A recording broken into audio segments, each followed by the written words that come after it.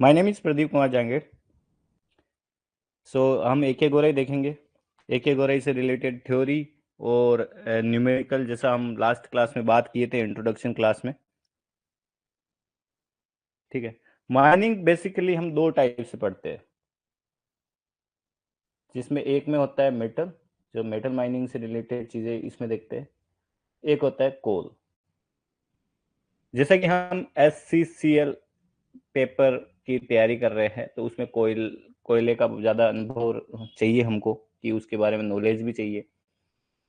तो बेसिक हम ज़्यादा फोकस कोल पे करेंगे। एक गोरे में ज़्यादा जो भी आएगा मेटल से आएगा, तो वो देखेंगे। मेटल का उसमें कम पार्ट दिखा था मेरे को, कोयले का ज़्यादा दिखा है। तो वो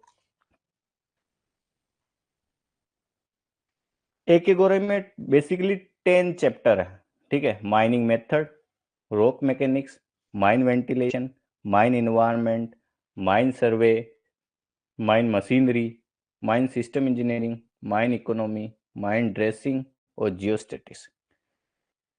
अब ये 10 चैप्टर में जो हमारे SCCL एग्जाम में इम्पोर्टेंट है, वो हम स्टार्ट करते हैं। जब तक अगर सिलेबस आ गया तो अच्छी बात है, वरना पहले हम वो डिस्कस करेंगे जो पहले पिछले पेपरों में सिलेबस में था।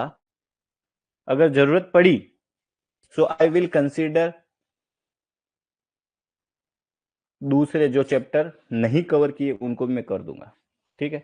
So I will start from mining method today. So mining method में सबसे पहले लिखा हुआ है एक गोरई में कि व्हाट इज मतलब कोल रिजर्व, कोल प्रोडक्शन, इनकी जानकारी दी गई है। सो कोल रिजर्व और कोल प्रोडक्शन जो डाटा एक गोरई में मेंशन्ड है, वो बहुत पुराना है।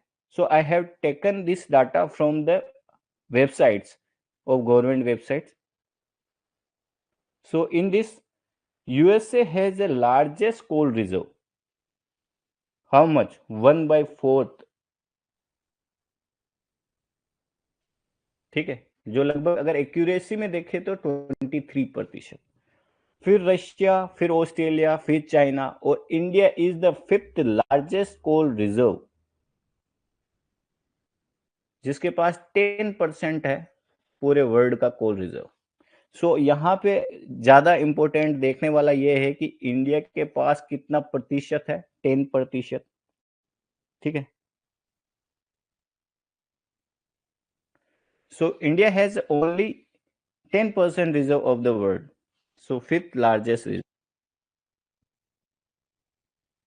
Then we come to the production. So China has produced 3.7 billion ton, which first rank. Then India second rank. But इन दोनों का डिफरेंस दो देखते हैं। If we consider the difference is the nearly 4 times China, and China has a reserve only 30%, 13%, and India has 10%.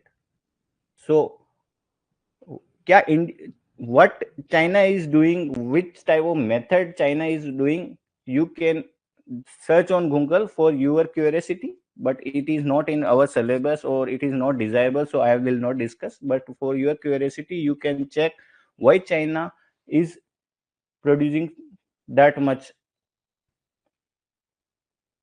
Now come to the India. Jharkhand has the largest reserve, which is a 26%. Then Odisha. So you should know the basic location of our state also if you are preparing for any exam. और मुझे जहां तक पता है in SCCL exam में 80% syllabus is your mining, and then 20% is non-mining. So basically you should know UP, ये MP. In this area NCL is situated. In this region we say छोटा Nagpur plateau. ठीक है। सो कोयला यहाँ पे भी बहुत निकलता है।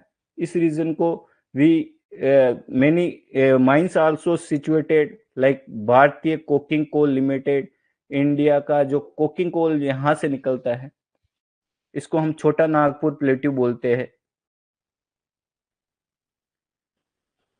सो you should also know this. बहुत बार पूछ लेता है डायरेक्ट छोटा नागपुर प्लेट्यू का इंपॉर्टेंस। तो यहाँ पे BCCL ECL है, यहाँ पे NCL है, तो इस जगह पे कोयला मिलेगा।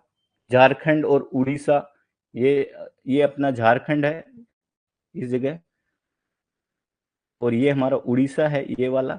तो झारखंड और उड़ीसा के पास लार्जेस्ट रिजर्व है। Then we come to Chhattisgarh. तो in this area the largest reserve of coal. So we have discussed the coal reserve in world, then we go to India and coal production we have discussed. अब हम we will discuss the production. So CIL has the target is 780 million ton, ये million ton में है, ठीक है, और SCCL is 70 million ton। ये target है 2023-24 का। तो CIL की ग्रोथ 10% से हो रही है, SCCL की 5%। कैप्टिव एंड अदर माइनिंग इतना है, और इसका ग्रोथ हो रही है 26। अब you may ask that why he is discussing this data, it is not important, I know, but some data may ask, so you should remember small items. You can remember few data, so maybe it will help you in the option cutting. कभी कभी option को reject करने में काम आता है। India में I have discuss दो two types of coal, coking coal and non coking coal. Then total import, India import भी करता है, ये भी पता होना चाहिए, ठीक है। और कोकिंग कोल और नॉन कोकिंग कोल को रेशियो, जो कोकिंग कोल और कोकिंग कोल हमारे इंडिया में थोड़ा कम यूज होता है, अगर नॉन कोकिंग कोल हमारे यहाँ 3 से 4 गुना ज्यादा होता है, ठीक है। ये भी थोड़ा बहुत आइडिया होना चाहिए कि इंडिया में क्या हो रहा है, कि नॉन कोकिंग कोल ज्यादा निकलता है। तो आप सब माइनिंग के हो तो आप यू शुड नो कि नॉन कोकिंग कहाँ कहाँ यूज होता है, you should also know coking coal कहाँ कहाँ यूज होता है, ठीक है। Now I will discuss characteristic of coal. Characteristic of coal, we have studied in 10th or 9th class that coal is basically 4 types: pit, lignite, bituminous or anthracite. Here we are not discussing about pit coal. So lignite, bituminous or anthracite, 3 types coal. He has further divided subbituminous and bituminous, ठीक है। तो यहाँ पे lignite, सब bituminous, bituminous और anthracite. ये आप फिर क्यूरियोसिटी के लिए आपको एक फैक्ट देता हूँ कि India has anthracite reserve in, so you can search on Google where anthracite find in India.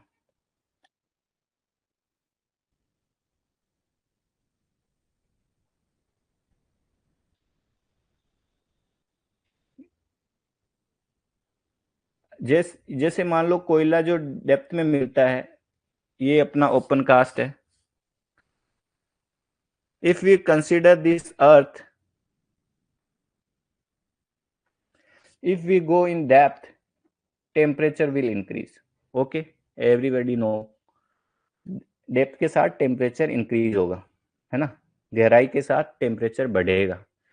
सो जैसे जैसे हम माइनिंग करेंगे, so temperature will increase, depth के साथ temperature will increase. Okay, calorific value of coal will also increase. Moisture content वो कम होगा, और एस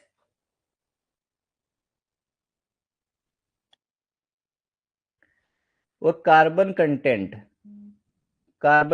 भी बढ़ेगा। समझे? नहीं समझे होंगे कि जैसे जैसे नीचे जाएंगे डेप्थ के साथ तापमान बढ़ेगा या टेम्परेचर बढ़ेगा, जैसे जैसे नीचे जाएंगे मॉइस्चर कंटेंट कम होगा, मतलब उसमें पानी की मात्रा कम होगी, ठीक है। गहराई के साथ टेम्परेचर बढ़ेगा तो मॉइस्चर कंटेंट कम होगा ही।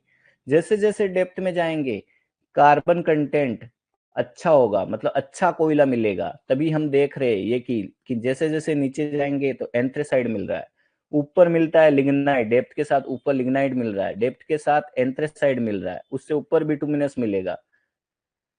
जैसे जैसे नीचे जाएंगे मॉइस्चर कंटेंट, कार्बन कंटेंट बढ़ेगा। ये देखो, अब इसी चीज को देखो कि जैसे जैसे डेप्थ बढ़ रही है कोयले का टाइप बदल रहा है, रैंक। तो रैंक अगर लिग्नाइट को 1 बोले हैं, एंथ्रासाइड को 4 बोले हैं, तो डेप्थ के साथ में the rank increase. Temperature depth के साथ बढ़ रहा है, मॉइस्चर कंटेंट कम हो रहा है और फिक्स कार्बन बढ़ रहा है, मतलब अच्छा कोयला मिल रहा है, ठीक है। यहाँ पे भी वही चीज बोल रखा है। ये gradation of coal, prevent, I will discuss coking and non coking coal, don't worry, it is my job। ये आप लोग देख लीजिएगा कि 3 टाइप के ग्रेडेशन होते हैं, स्टीम कोल, रबड़ कोल, स्टेक कोल। मेरे को ऐसा कोई इंपॉर्टेंट लगा नहीं है, ठीक है। Now I will discuss analysis of कोल।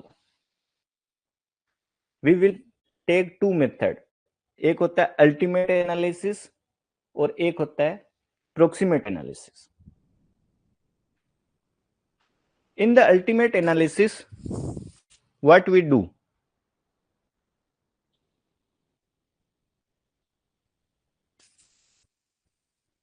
जब ये कोल है, कोल सैंपल है, इसको if we take is moisture free environment and if we burn it, then many gases will release, okay। So in this analysis, coal defined and determined the carbon, hydrogen, sulfur और nitrogen in the moisture free environment, ठीक है। और जब ये formula percentage of ओ निकालेंगे तो 100 minus carbon plus hydrogen plus sulphur plus nitrogen plus S content. This S content we will calculate with other method, proximate analysis से अगला method जो पढ़ेंगे वहां से निकालेंगे। और percentage C, percentage H, percentage S, percentage N, ये अगर देगा होगा तो हम परसेंटेज ओ निकाल सकते हैं। ये बेसिक फॉर्मूला है, ठीक है। सो ये आपको थोड़ा याद होना चाहिए। अगर if they will ask ultimate analysis in the any question, he will give us percentage of carbon, percentage hydrogen, percentage sulfur, percentage nitrogen, and we will calculate percentage of oxygen। Second method is proximate analysis। proximate analysis का term में क्या होता है, एक तो हम moisture content, moisture निकालते हैं, एक वोलेटाइल मैटर निकालते हैं, एक फिक्स कार्बन निकालते हैं और एक एस कंटेंट। यही एस कंटेंट की मैं बात कर रहा था कि वो ultimate analysis we will use in ultimate analysis if he asked percentage of O and other value is given, okay। So why we are calculating this percentage as percentage fixed matter, volatile matter, because if we know the coals this property, we can determine the rank of coal। If we know the rank of coal, then buyer and seller, कोयला कैसे निकाल के घर में थोड़ी ना रखना है, we will sell or someone will buy it। So this rank will decide the buyer and seller कि कितनी प्राइस रखनी है, how much price for it, ठीक है। तो यही चीज है, तो जल्दी से निकल जाता है अल्टीमेट और प्रोक्सीमेट एनालिसिस अगर पता हो तो अब प्रोक्सीमेट एनालिसिस से हम क्या क्या निकालेंगे। प्रोक्सीमेट एनालिसिस में क्या होगा कि 100 minus M A V M, moisture content, ash content और वोलेटाइल मेटर। अगर इसको याद रखना हो तो ये ट्रिक मान लो या ऐसे बकेती मान लो, फीमेल मैम, ठीक है।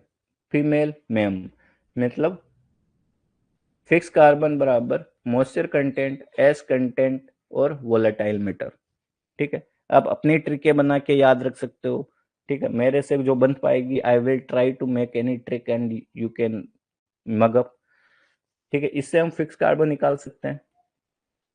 Then moisture percentage, how we will calculate moisture percentage? Take a coal sample, then dry up. तो ड्राई करने में उसका वेट कुछ लूज होगा ना भाई, its weight will reduce. So this weight lose after the sample and initial weight of the sample को अगर 100 से मल्टीप्लाई करेंगे तो परसेंटेज मॉइस्चर निकलेगा, ठीक है। So take a sample, dry it, and that weight loss after drying the sample and initial weight of the sample is known as moisture, ठीक है। अगला है एस। एस कंटेंट कैसे निकालते हैं? Percentage ash, take a coal sample, ठीक है, और burn it. After the burn राख बचती है ना, तो रेजिड्यू बचता है। So after the weight, after the burning, weight of residue and weight of sample into 100 को हम बोलेंगे परसेंटेज एस। तो अभी तक मैं 2-3 चीजें ही बोला हूं कि fix carbon, female ma'am, percentage moisture, weight loss after drying the sample by initial sample, percentage as weight of residue upon weight of sample।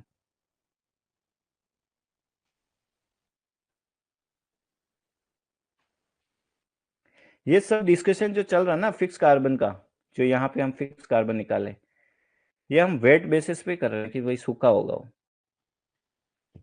अब जैसा कि पवन पूछ रहे थे कि भाई नॉन कोकिंग कोल के बारे में डिस्कशन करो, तो type of coal is basically 2 types, coking coal and non coking coal.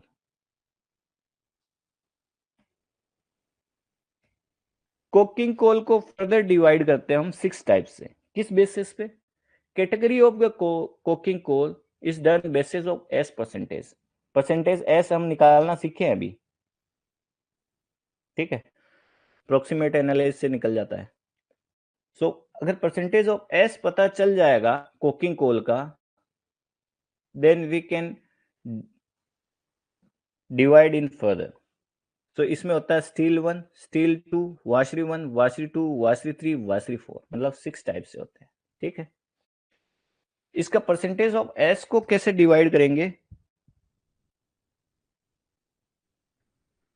Percentage of S, देखो इसको याद रखने का फिर से मैं बता रहा कि आपको 15 याद रखना पड़ेगा, ठीक है। अब नाउ 3 ऐड करते जाओ, 15 से कम, 15 18, 18 21, 21 24। आपको 3 3 3 3 3 3 3 टाइम 3 बार करना है, फिर 4 और 7। ये ट्रिक नहीं है, आप अपने हिसाब से देख लो, मैंने ऐसे ही याद किया हुआ था। 15, 15 से 18, 18 से 21, 21 से 24, 24 से 28, 28 से 35। अगर कभी पूछ ले कि 19% एस कंटेंट है, which type of which grade of the coking coal, then 19 is considered in this range, so it will washery 1। 27 बोल दे तो वाशरी 3, ठीक है। तो इतना बेसिक पता होना चाहिए, ठीक है। कोकिंग कोल अपन को बेसिक पूछेगा तो कोकिंग कोल ये पूछेगा नहीं, पर पता होना चाहिए कहीं यूज आ जाए, कहीं करना हो। तो कोकिंग कोल 6 टाइप से होते हैं, steel 1, steel 2, washery 1, washery 2, washery 3, washery 4। Non coking कोल,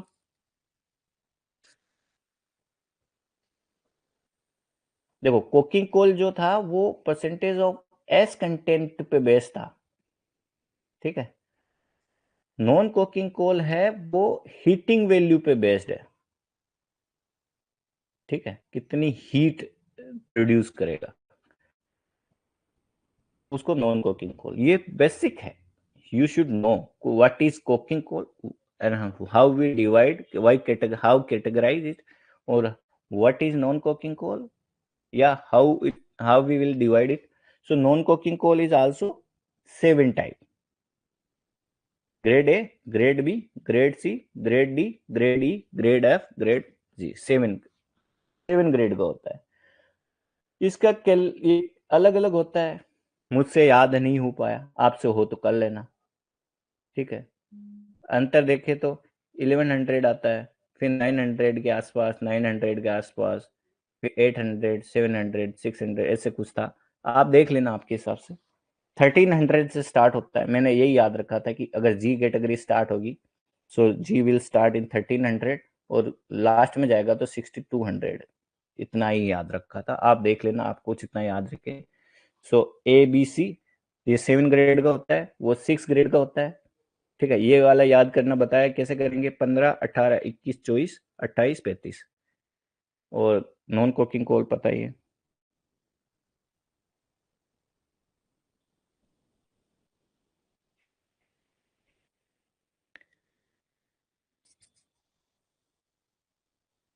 अब आते हैं, दो प्रकार की इंडेक्स होती है, ठीक है। एक होती है केकिंग इंडेक्स, सेकंड होती है प्रोटोडाइकोनोवा, प्रोटोजाइकेनोवा, जिसको जैसे प्रोनाउंस करना है वो कर ले, प्रोटेजाइकेनोवा। तो केकिंग इंडेक्स में क्या होता है, so I will take care of your question after the class, ठीक है। सो केकिंग इंडेक्स में क्या होता है कि इसमें रेशियो ऑफ सेंड टू कोल होता है। कैसे कि अरे यार, कभी भी अब एक बकेट भरेंगे आप सोविल का, तो उसमें ऐसा तो नहीं है ना कि सारा कोयला ही आ जाएगा, कभी कभी थोड़ा बाहर भी आता है। और एक सैंपल कोई भी लेगा तो उसमें भी एस कंटेंट होगा या अदर फॉरेन मेटल्स होंगे। So it is saying that ratio of sand to coal को ही हम केकिंग इंडेक्स बोलते हैं, ठीक है। यहाँ पे एक और टर्म दे रखी है, आफ्टर कार्बोनाइजेशन। तो व्हाट इज कार्बोनाइजेशन?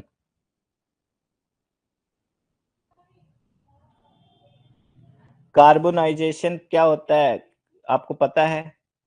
ठीक है, नहीं पता तो बताता हूँ। कार्बोनाइजेशन को क्या होता है कि fuel heated without air, it is the process of converting coal into the coke. Air Hindi वालों के लिए कि अगर फ्यूल को हीट करेंगे ना, जहां एयर नहीं प्रेजेंट हो, उसी प्रोसेस को हम कार्बोनाइजेशन बोलते हैं, ठीक है।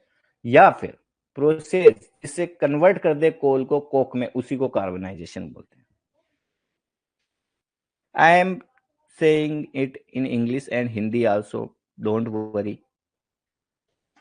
Second index is protodiaconova. प्रोटोडाइकोनोवा क्या होता है?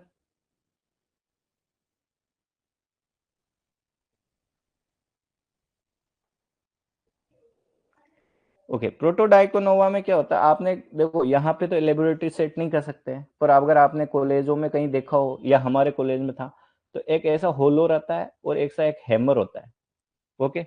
सो इसमें सैंपल डालते हैं और इस हैमर को हम 5 बार गिराते हैं। सो this hammer we will push 5 times, so coal will break into the pieces, okay. So why we do the protodiaconova index? It is used for pillar design and hydraulic mining, okay. So uh, मैं देखो कोई video, if I find any video I will show you.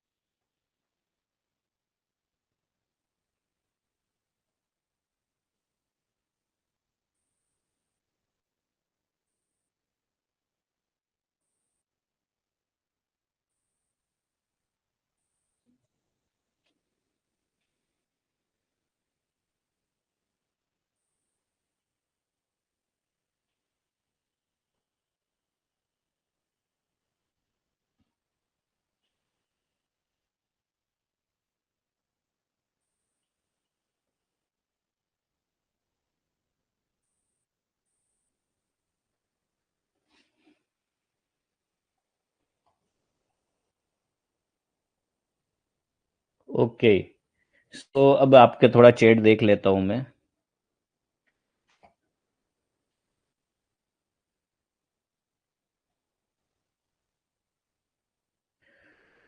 Okay sir, please teach in English, please mixing with Hindi also. देखो मैं, I am trying to balance between Hindi and English also, so because some people are from the Hindi background, some are in English background, so don't worry, I will try to balance it more. What about cooking and non-cooking call? I have already discussed, brother, how to identify the cooking and non-cooking call. I have discussed the types which will may ask in your examination, or why we do the proto Diaconovac test, because the hardness of the call. Okay, no audio in the video. Audio अगर नहीं आया है, if you didn't heard the audio, then you should search this video and, यार बार बार तो नहीं दिखा सकता, determine of the slake durability index और प्रोटोडायकोनोवा स्ट्रेंथ। यहाँ दो वीडियो मिलेंगे मेरे को, एक हिंदी में मिला था, एक इंग्लिश में मिला था, so I have own the English version. ठीक है, यहाँ तक सब ठीक है, थोड़ा पीपीटी आगे देखते हैं।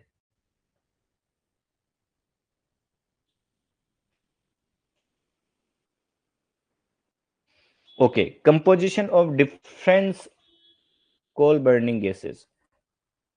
देखो कभी भी कोयल जो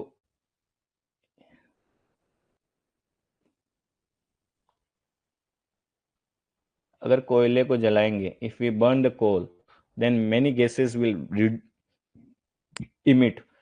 So these gases are basically three types he has discussed. एक है वाटर, एक है प्रोड्यूसर गैस, एक है कोक ओन गैस या कोल गैस. ओके, सो यहाँ से क्वेश्चन मैंने I have seen questions from here. So you should know what is producer gas, you should know what is water gas, so what is coal gas, है ना.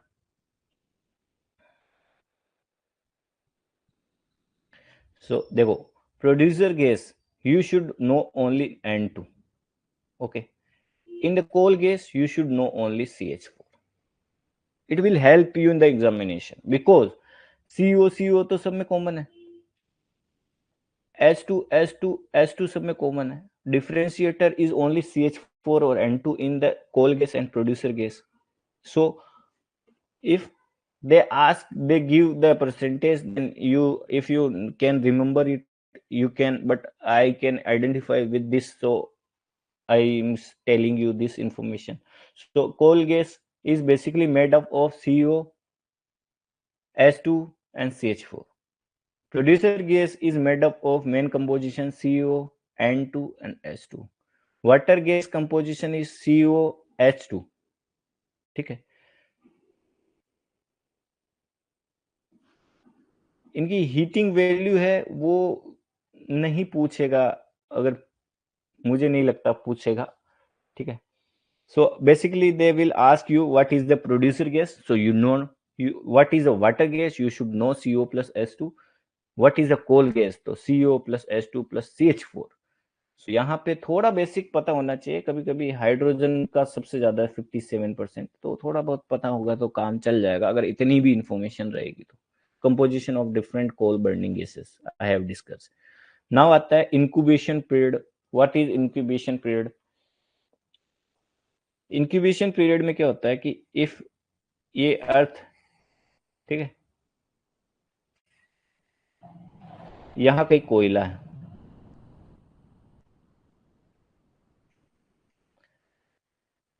ठीक है. So if we do mining and we reached to the our core body, first day expose,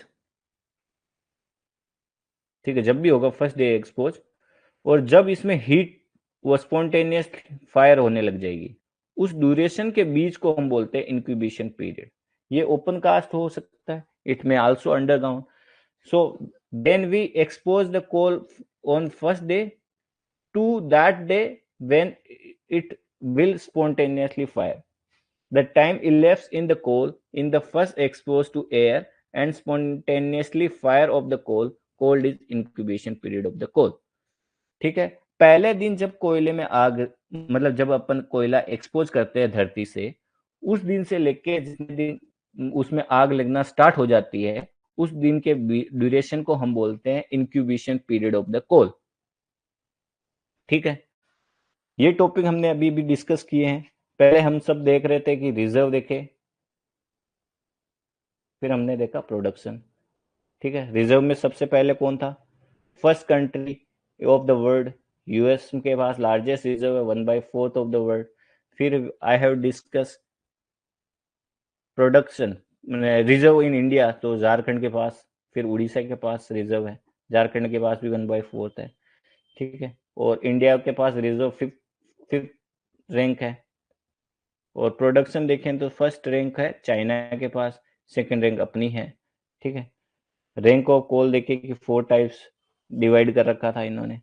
फिर उसके बाद size gradation, फिर ultimate analysis discuss करा था कि अल्टीमेट एनालिसिस में परसेंटेज ऑफ ओ निकाल रहे थे हम, जिसमें कार्बन, हाइड्रोजन, एस कंटेंट और सल्फर कंटेंट, नाइट्रोजन, ये चारों थी, उनको माइनस कर 100 में से माइनस कर रहे थे तो ऑक्सीजन निकल रहा था. Proximate analysis we have discuss. Then we have discuss non coking and coking का टाइप्स देखा. ठीक है. Then we discuss the caking index. Then I have discuss the Protodyakonov. I have also shown you video. फिर composition different type of coal burning gas. Coal burning gas देखे, water gas, coal gas, producer gas, ठीक है, and then I have discussed incubation period of the coal. अब method है बहुत सारे, तो एक बार आपसे थोड़ा वार्ता कर लेते हैं कि आज की क्लास में क्या आपको लगा, कि थोड़ा स्पीड थोड़ा बताइए. Please comment, should I increase my speed or decrease my speed, or it is good for all of you. Please comment.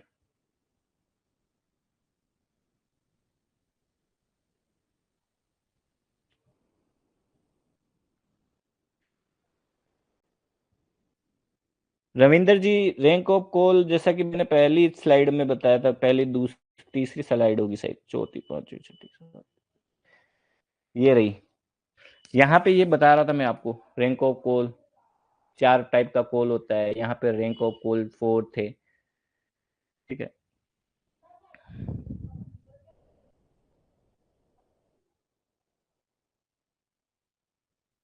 Okay Shankar ji,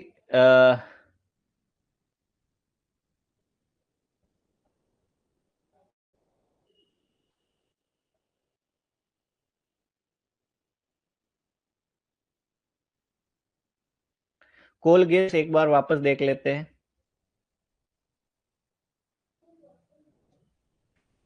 coal burning gases, when we burn a coal sample or coal, many gases will release, ठीक है.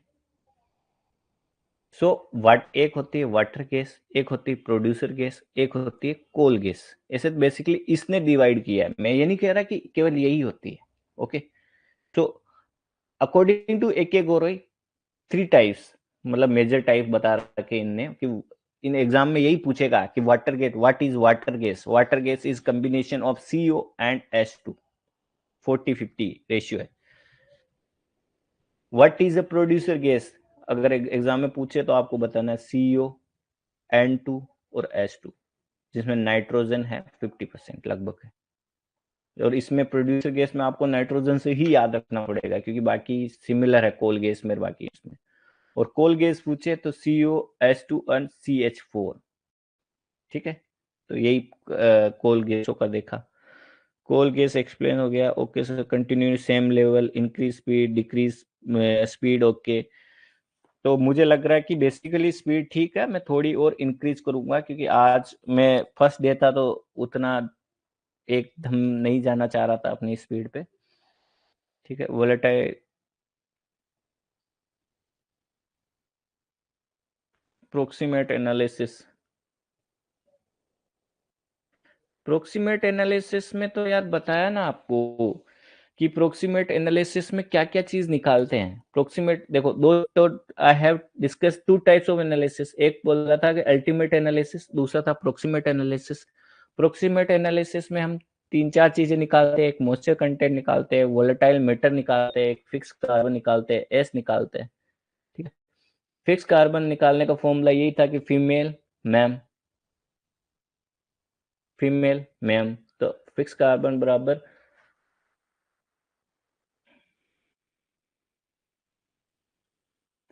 बराबर moisture content, ash content है volatile matter.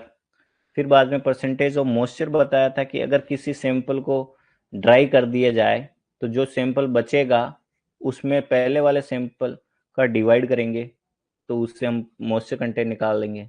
Percentage of S, wait of residue बटा wait of sample, ठीक है. पर तो ये चीजें बात बताई गई प्रोक्सीमेट एनालिसिस में.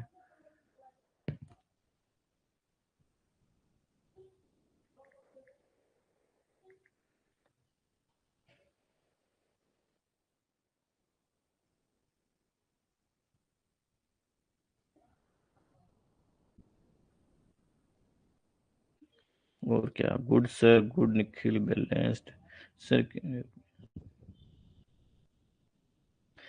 देखो बंटी जी, प्रीवियस क्वेश्चन गेट के मैं सारे, मतलब जितने इसमें एक गोरई में है, आई विल डिस्कस.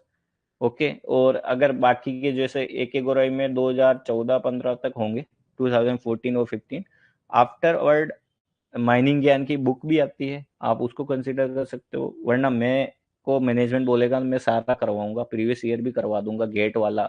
और ये प्रीवियस ईयर गेट वाले ही पिछली बार जो 2017-18 में जो पेपर हुआ था उसमें they have taken the GATE question, मतलब similar to GATE type question, और इसमें गेट के क्वेश्चन भी है, न्यूमेरिकल हम करेंगे तो ऐसा आ ही जाएगा। ठीक है, एफसीसीएल इंक्रीज। तो अभी थ्योरी पार्ट देख रहा हूँ मैं, 1-2 दिन में ये जैसे थ्योरी होगी तो फिर इसकी न्यूमेरिकली सोल्व करेंगे। ओके, आई विल डिस्कस मतलब मेरा उद्देश्य यही है कि न्यूमेरिकल सोल्व करना, बट बेसिक थ्योरी मुझे जितना बताना वो बताऊंगा जब भी मैं न्यूमेरिकल पे जा पाऊंगा। और कभी मैंने जब अभी कोचिंग चालू हुई है, जब हम तैयारी करते थे तब नहीं थी, तो हम भी यही करते थे, पहले we read the theory then we solve the question.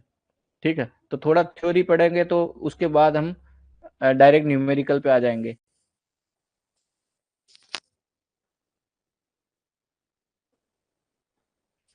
है ना, प्रीवियस ईयर करेंगे, प्रीवियस ईयर भी करेंगे, प्रैक्टिस भी करेंगे, सब करेंगे हम। और कोई क्वेश्चन, या फिर आपको लगता है कि सजेशन कि पीपीटी में और कुछ इंक्लूड करना है, और ऐसे में कभी कभी आपको वीडियो दिखाना ठीक रहेगा, या आपको लगता है कि नहीं यार हमको तो लिंक भेज देना, आई वी विल वॉच इट। अगर आपको जैसा लगेगा हम वैसा कर लेंगे।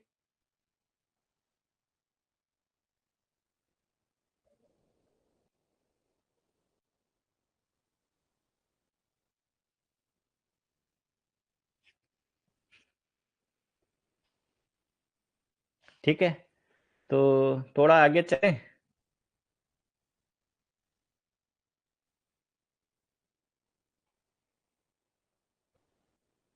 चलो बोर्ड एंड पिलर कर लेते हैं, है ना। ठीक है, बोर्ड एंड पिलर कवर कर लेते हैं, क्योंकि अभी 10 मिनट है अपने पास। देखो बोर्ड एंड पिलर, अंडरग्राउंड में जब भी हम बात करेंगे तो अंडरग्राउंड में बहुत सारे मेथड होते हैं, है ना, board and pillar, long wall method. तो जब बोर्ड एंड पिलर देखते हैं तो इसमें क्या होता है, पिलर बने होते हैं, पिलर बनाते हैं हम। ये आप थ्योरी में उतना ही बताऊंगा जितना एक एक गोरी में। ठीक है, अब आप यहाँ पीएचडी करने बैठो कि मैं आपको सारी थ्योरी बता दूंगा, तो वो I will not go for it. So मेरे को जितना रिक्वायरमेंट रहेगा न्यूमेरिकल में मैं उतना ही बताऊंगा। तो इसमें क्या हुआ, बोर्ड एंड पिलर बने रहेंगे। ठीक है, सो इस पिलर की जो लेंथ है और गैलरी है और डेप्थ है, कि भाई बोर्ड एंड पिलर अगर मान लो ये अपना अर्थ है, अर्थ से नीचे जाएंगे तो कितनी डेप्थ पे, कितने, how what is the width of the pillar, what is the width of the gallery, ये डिसाइड करने के लिए ये फॉर्मूला आता है।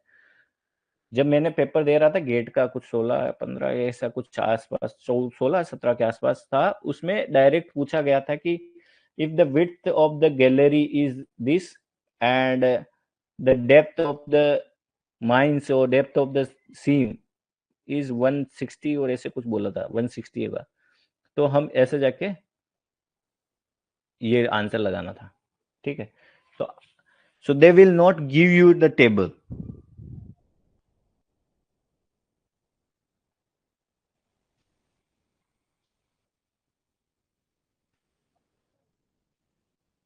ठीक है, so they will not give you the table, so we have to mug up this table, so we can if they will ask again this type of question you can solve it. ठीक है, तो कैसे करेंगे,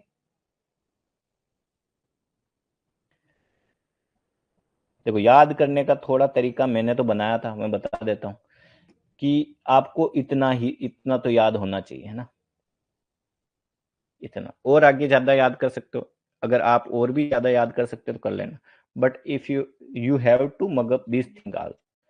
सो 12-13, इसमें देखो 1.5 का difference है, फिर इसके बाद 3 का डिफरेंस है, फिर 6 का डिफरेंस है ना।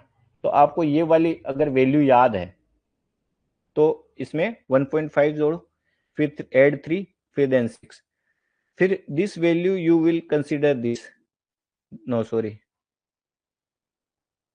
कैसे था वो, ओके, यहाँ पे भी देखो 1.5, 3 और 6। यहाँ पे 1.5, यहाँ पे 3 है, बट ये 6 नहीं है, ये 8 है। तो ये वाला थोड़ा याद रखना पड़ेगा, बाकी सब याद हो जाएंगे कि कैसे, कि 12, 13.5, देन 16.5, तो 1.3, 3 एंड देन 6, 19.5, इतना याद रह जाएगा। फिर उसके बाद में यहाँ 15 से स्टार्ट करेंगे, यहाँ 18 से स्टार्ट करेंगे, ठीक है। तो ये आ जाएगा 16.5, 19.5, ये भी 1.5, 3 और 6, 25.5, ऐसे ही है। सो अब आप बोलोगे कि यार इसको याद कराने का थोड़ा मैं हिंट दे रहा, आप याद आपको ही करना है, यू हैव टू मगअप, क्योंकि कभी कभी इससे क्वेश्चन पूछता है। सो कैसे क्वेश्चन पूछता है, आई हैव ऑलरेडी टोल्ड यू कि दे विल से कि if the width of the gallery is 3.6, या कोई न्यूमेरिकल में यूज करवा लेगा, एंड द डेप्थ कितनी दे देगा, मान लो वो दे दिया एक 180, so choose the pillar, okay. So distance between the centre of pillar, तो पिलर की डेप्थ और गैलरी का वो सब निकालने को बोल सकते हैं। तो अब उनको यहां से क्या निकलती है कि अगर 3.6 दे रखा है, मतलब ये, ठीक है, 3.6, फिर बोल का डेप्थ तो 1.80 इज का आएगी, तो इसमें जाएंगे तो ये आएगी, ठीक है, इस टाइप से करेंगे। तो ये जो डिस्टेंस ये वाली जो दे रखी है ना, ये वाली, ये सारे, इसको बोलते हैं distance between the centre of pillars, जो दो पास में जो भी सिलर होंगे, shall not be less than, मतलब क्या बोला, इफ द टू पिलर, ये पिलर और ये pillar, if the two pillar are adjacent, so इनके सेंटर, ये डिस्टेंस है ना, ये इससे निकल रही, और ये गैलरी की हाइट इनने दे ही रखी है 3.6, so we will minus it and divide by, then pillar की विड्थ निकल जाएगी, ठीक है। अब आते हैं बोर्ड एंड पिलर। इसमें बोर्ड एंड पिलर में दो और कुछ चीज समझानी थी, जैसे बोर्ड एंड पिलर होंगे ऐसे,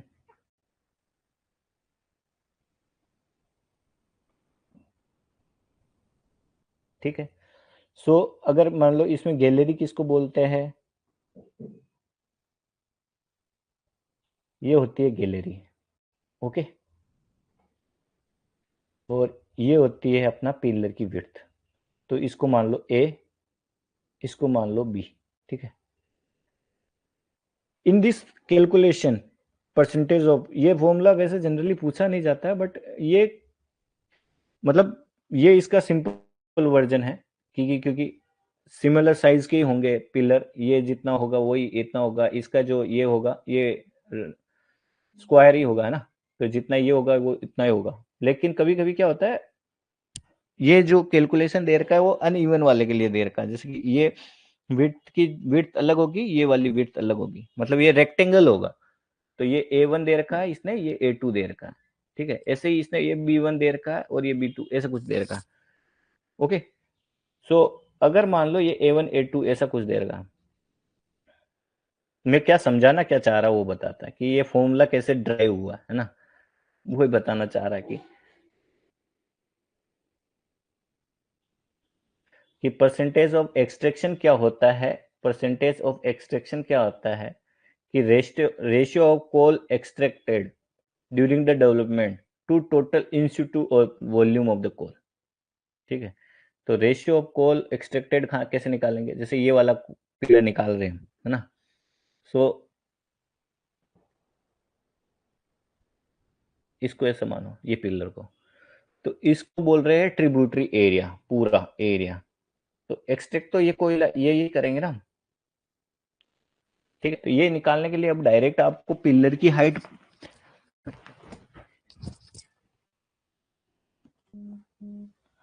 तो ये एरिया अपन को ये वाला चाहिए ना, परसेंटेज ऑफ एक्सट्रैक्शन, क्योंकि इसको निकालेंगे तो ये वाला एक्सट्रैक्टेड हो गया पूरा एरिया। तो इसके लिए क्या करेंगे कि यहाँ पे दूसरा पेन लेता हूं मैं समझाने के लिए, कि जो अपना पिलर है वो तो A1 का है, A1, गैलरी है वो B1 है, सो B1 है तो ये B1/2 हो जाएगा, इधर भी B1/2 हो जाएगा, तो ये भी B1 ही होगी ना। तो ये जो पूरा है इसका विड्थ आ जाएगा A1 प्लस B1, है ना। और इधर जो आएगा ये वाला, ये A2 प्लस B2 हो जाएगा, ऐसे ही, समझ गए ना। तो इसको जब A1 और A2 को, जो रेक्टेंगल का फॉर्मूला यही होता है ना, रेक्टेंगल का फॉर्मूला क्या होता है, रेक्टेंगल का होता है कि लेंथ इंटू विड्थ।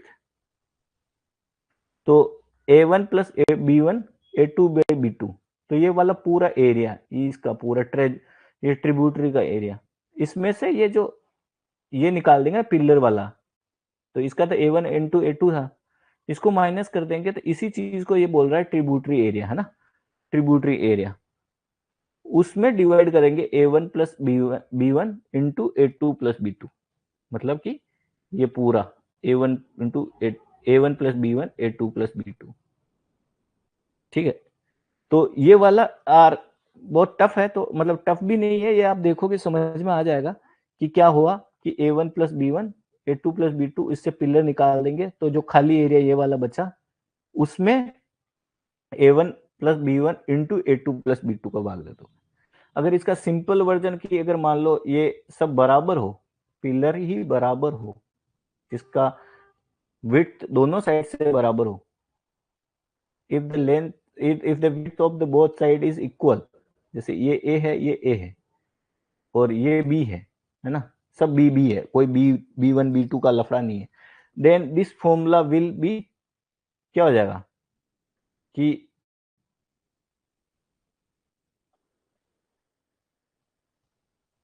ये देखो, ये वाला तो इसमें डिवाइड हो रहा ना, ये वाला तो सेम ही था, तो इसको हम ये भी डायरेक्ट लिख सकते हैं ना, या ऐसे लिख ही लो आप, A प्लस बी, A+B, या पेन मेरे से सही से यूज नहीं हो पा रहा, नया पेन है, into A by A+B, A+B, इसको इसमें डिवाइड करेंगे, सिमिलर वैल्यू है तो ये आ जाएगा ना, या 1 plus A into A divided by A+B, A+B, इसी को R बोल रहे हैं, ठीक है। तो यहाँ पे ये सब बता ही रखा कि A1 A2 द पिलर की विड्थ है, फिर B1 B2 गैलरी की विड्थ है।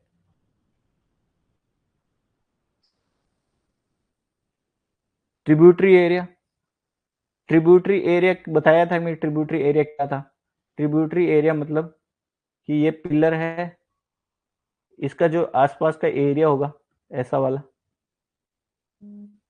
ये पूरा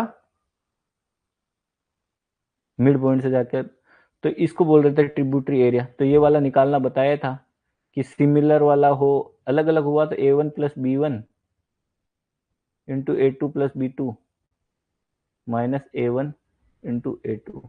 अगर सिमिलर वाला हुआ तो उसमें तो सिंपल ही है, A प्लस बी का square minus A square, sorry tributary area निकाल देगा। अब load acting on the pillar, अरे यार अपन ये पिलर बनाई तो why we are creating this pillar to hold the load of the upper strata, है ना। तो how much load on this pillar, this formula is P बराबर गामा, गामा क्या है, एक वेट पर unit volume of super rock का जो गामा है ना, वो देगा अपन को, देगा, टेंशन मत लो। डी डेप्थ वो देगा, इनटू 1/1 माइनस आर, इस चीज से हम निकालते हैं, क्या निकालते हैं, हमारा load acting on the pillar. So I have already discussed how we will calculate R in the previous slide, this was the R. अगर वहां पेपर में पूछेगा loading acting on the pillar, तो वहां दो पिलर बनाएंगे ऐसे, ऐसे ही कर बना लेना, ऐसे कर देना, ये ए है, ये B/2 तो ये पूरा B मान लो, तो ये A प्लस बी हो जाएगा, ठीक है। सो इसको क्या लिखेंगे, गामा इंटू डी इंटू 1, वो 1 तो वो 1 माइनस था, 1 minus A into A by A plus B ऐसा कुछ चल रहा था, ठीक है। वो 1 प्लस माइनस हो गया, प्लस का हो जाएगा, ये ऊपर जाएगा तो ये क्या आ जाएगा, gamma D A plus B का whole square by A square. तो यहां से हम we will calculate load acting on the pillar. तो यहाँ पे ए क्या है, the length of the pillar, मतलब width of length and the width of the pillar. B क्या है, width of the gallery. R क्या है, परसेंटेज एक्सट्रैक्शन जो आया है ऑलरेडी डिस्कस, ठीक है। Strength of the pillar, strength of the pillar का भी ये फॉर्मूला आपको याद रखना पड़ेगा कि के W alpha by L beta. W क्या है, width of the pillar, L क्या है, height of the pillar, alpha और बीटा की वैल्यू दे रखी है। I don't know they will ask this question or this based on this formula, but I'm sure they can ask on these formulas. So you should know these formulas. Okay, factor of safety ये भी पूछा जाता है, बहुत बार पूछा जाता है। तो के ये ओमेगा, फैक्टर ऑफ सेफ्टी होता क्या है, पहले तो यह बताओ फैक्टर ऑफ सेफ्टी होता क्या है। फैक्टर सेफ्टी क्या होता है, एक पिलर है, उस पे उसकी स्ट्रेंथ कितनी है ना, इसकी स्ट्रेंथ। स्ट्रेंथ कैसे निकालते, कोयले की स्ट्रेंथ निकालने का फॉर्मूला बताया ना आपने, प्रोटोजोइकेनोवा इंडेक्स से हम स्ट्रेंथ ऑफ द कोल निकाल सकते हैं, ठीक है, जो वीडियो भी शो किया था। प्रोटोजोइकेनोवा, नाम ही याद नहीं हो रहा मेरे को। Okay, so strength of the pillar अगर आपको निकालना है तो वो तो हमको फॉर्मूला इधर देखा ही था, क्या, के ओमेगा अल्फा एल बीटा, ठीक है। के ओमेगा अल्फा एल बीटा, ये तो क्या strength of the pillar, divided by कितना उस पे लोड लग रहा है, load acting on the pillar. तो load acting on the pillar तो हम निकालना सीखे हैं, ये वाला formula, load acting on the pillar, ये वाला फॉर्मूला। तो जितनी स्ट्रेंथ को लोड से डिवाइड करेंगे तो ये फॉर्मूला आएगा। तो सारे फॉर्मूले याद नहीं रखो, ये तो आप निकाल लोगे, होता क्या वो पता होना चाहिए आपको। मेन फॉर्मूला देखो, ये वाला याद होना चाहिए, या ये निकलता कैसे वो याद आना चाहिए कि अगर अलग अलग भी दे, इफ ही आस्क गिवन अलग अलग value then you also calculate it. वैसा ऐसा नहीं पूछेगा, वो सिमिलर वाला ही पूछेगा। और ट्रिब्यूटरी एरिया का you know, if the you know the basic what is tributary area तो you can calculate। लोडिंग ये वाला इंपॉर्टेंट है, ये आपको याद रहना पड़ेगा। स्ट्रेंथ ऑफ द पिलर ये याद रख लेना क्योंकि ये अगले वाले फॉर्मूले में काम आ रहा है। सो द यही आता कि strength of the pillar by load acting on the pillar, ठीक है। लाइन एक्सट्रैक्शन, ठीक है, अगर मान लो कभी भी बोर्ड एंड पिलर है ना, तो ऐसा रहेगा ना, board and pillar. So how we will extract the coal. So इसमें क्या जनरली डायगोनली वाला प्रेफर करते हैं कि ऐसे एक्सट्रैक्ट करो कोयला। तो डायगोनल लाइन ऑफ एक्सट्रैक्शन ये पूछा भी जाता है कि डायगोनल लाइन ऑफ कहाँ पे फॉलो करा जाता है। Generally prefer the facility to good roof control, इससे रूफ कंट्रोल ठीक रहती है। कारण क्या है, जैसे आपने ये वाला एक्सट्रैक्ट किया तो अभी भी ये वाला जो कोयला है ये आपका लोड ले रहा है, इसलिए ये थोड़ा अच्छा माना जाता है। अगर मान लो ये स्ट्रेट लाइन एक्सट्रैक्शन है, एक टाइप और एक्सट्रैक्शन का other method is straight line extraction. अगर आप ऐसे गए ना तो जिस टाइम यहाँ पे आएंगे तो ये पूरी लाइन खाली हो जाएगी, ठीक है। तो ये भी एक्सट्रैक्शन का मेथड है, पर प्रीफर ये डायगोनली लाइन ऑफ एक्सट्रैक्शन करते हैं, ठीक है। उसके अलावा एक steep diagonally line of extraction भी होता है। Steep diagonally line of extraction क्या होता है, prefer in the panel work in the conjunction with the hydraulic stowing as it facilitate water drainage. ये वाटर ड्रेनेज को फैसिलिटेट करता है, इसलिए इसको हाइड्रोलिक स्टोविंग वाले में यूज किया जाता है। तो आपको बेसिकली ये पता करना चाहिए, डायगोनलिक लाइन वाला यूज करते हैं हम जब भी बोर्ड एंड पिलर में एक्सट्रैक्शन करते हैं, तो ये प्रिफरेबल है, ठीक है।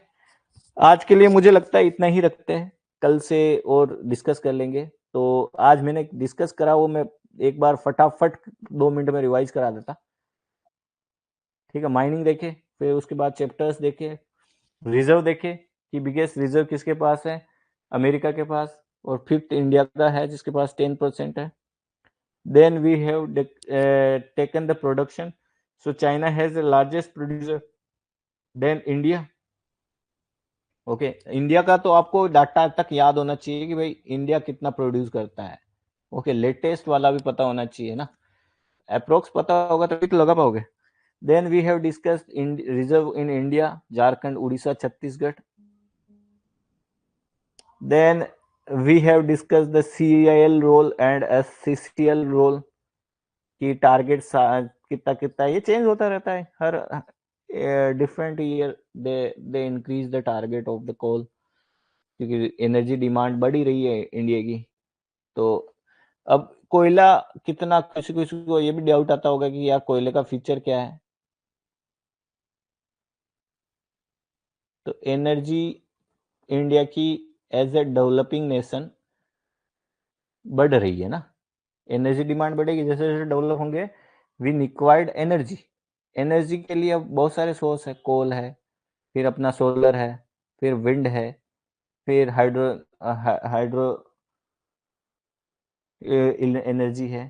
तो अब कोयले का भले ही अभी जैसे 60% के आसपास कंट्रीब्यूट कर रहा होगा एनर्जी में ना, it is consume, so it will down because solar increase, wind increase, but overall energy demand is increasing, so we cannot say that they can wipe up koila in within 10 years. Okay, it will definitely stay more than 10-15 years, so don't worry. तो CIL target 70-80, SCCL का target, captive mining, फिर coking coal, फिर we have discuss characteristic of coal जिसमें हमने देखा lignite, bituminous, anthracite. ठीक है, here we also have discuss that कि विद द डेप्थ के साथ, डेप्थ इंक्रीज के साथ temperature increase, then we know the moisture content decrease, fix carbon बढ़ेगा, फिक्स कार्बन के साथ ये सारी चीजें आपको ओरली याद होना चाहिए. ये data if you don't remember this data but it is important because they can ask in moisture content and temperature relation or depth and fixed carbon relation, so you should know the characteristic of coal. Analysis को coal देखा, ultimate and proximate. Ultimate analysis देखा कि when we burn a coal then carbon, hydrogen, sulphur, nitrogen gases will produce, and in this formula carbon, hydrogen, sulphur, nitrogen के साथ ash content आता है. We will find out from proximate analysis. I have already told इनसे percentage of O निकल सकता है 100 minus. then proximate analysis I have discussed it 2-3 times, so you should know what is how to calculate fixed carbon, moisture content, ash content, फिर volatile matter, फिर coking and non coking देखा. coking coal is basically 6 types: steel 1, steel 2, washery 1, washery 2, washery 3, washery 4. I have told you that difference is 3-3-3, then 4 and 7. ठीक है, सो ये जो coking coal होता है it is basically decided by the percentage of ash percentage ना, और we how we will calculate percentage of ash by proximate analysis. Non-coking coal is basically 7 types. It is divided on basis of heating value. So if you can remember this, remember, or it's up to you. और question पूछा गया तो मेरे माथे नहीं आने का कि सर ने बोला कि याद नहीं करना, आपसे होता है तो कर लो. ठीक है, then we have discuss caking index. It is the ratio between the sand to coal. Okay, और यहाँ हमने कार्बोनाइजेशन भी देखा है, कभी पूछ लो what is the carbonisation. So it is the process to convert the coal into coke, और it can also say that fuel heated without air. then we have see the video proto-Diakonova index, how to calculate or how we do.